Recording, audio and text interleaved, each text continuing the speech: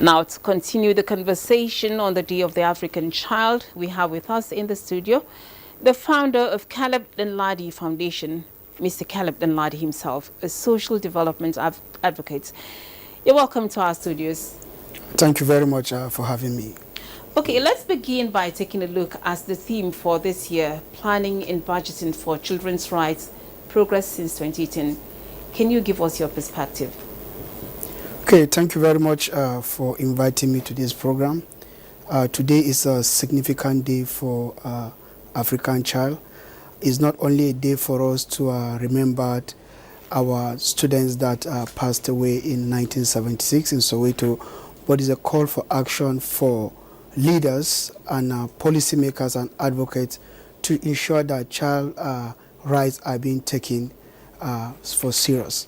So as we celebrate this African Day of Child, in Nigeria, I think significant effort have been made in terms of budget from 2010 till today. If you look at the significant events that have happened, we have to look at the Child Rights Act, which about 30 states have implemented it. It shows that the country has made a giant step. We also have to look at the National School Feeding Program. That's a National Child Home Cell Program, which have been done. About 10 billion children have been fed annually, which is a significant step towards budgeting. And also, we also have to look at significant strides that have been made also to reduce the number of out-of-school children, even though it's a serious challenge. But in my own opinion, a lot has been done from the government in terms of budget, in terms of also increasing the participation of child rights, but more needs to be done, especially in the issue of funding. There's need to increase funding in terms of education. When you look at the budget for education, which is part of where the children falls, is about 7.03%, which is below the threshold for the UNESCO 15 to 20%. So there is need to increase funding in that aspect. Now, the area of protecting the rights of children's right to education is very, very significant. You mentioned about the efforts of government in the provision of funding. Now, providing funds is one thing, getting the children to the classrooms is another. What role can all stakeholders play in this aspect? Okay, stakeholders have a critical role to play when it comes to the issue of child rights, particularly the issue of out-of-school children. It calls for a collective collaboration, first of all from the government. The government must also do more in terms of funding to increase funding of education.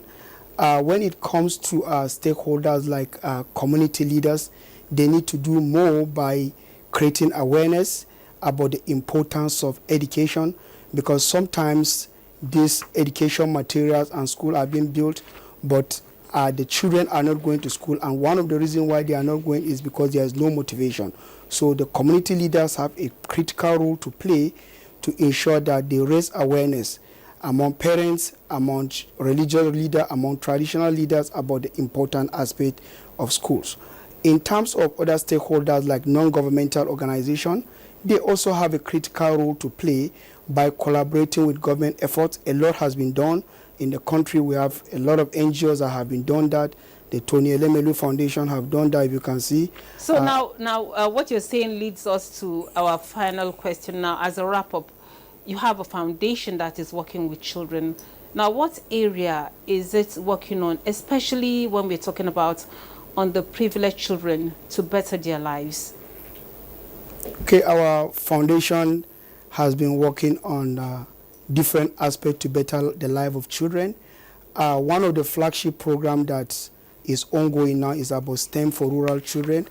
We have identified that innovation, technology are critical key for drivers of economic growth and sustainable development.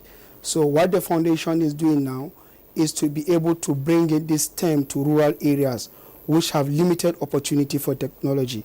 And what we do, we identify pupils between the age of 6 to the age of 13, and we try to enroll them in different STEM programs. And one of the enrollment we do is to teach them how to use computers, robots, coding. And from the time we have started, we have already seen a significant effort. Before we start, a couple of them cannot use computer, but by now they have been able to use computers, which is a significant effort. Another aspect that we are also working on is our back to school project, which we plan to reintegrate out of school children back to classroom. What we do is to provide them with mentorship support, financial support. We provide them with textbook and exercise book. We also have to mentor them to understand the importance of education, because education is the key. Thank you so much. Thank you so much, Mr. Danladi. We thank you for having me. don't have much time. We have so many other stories. We thank you for sharing your thoughts with us on the International Day of the African Child. Thank you very much. It's my pleasure. Thank you.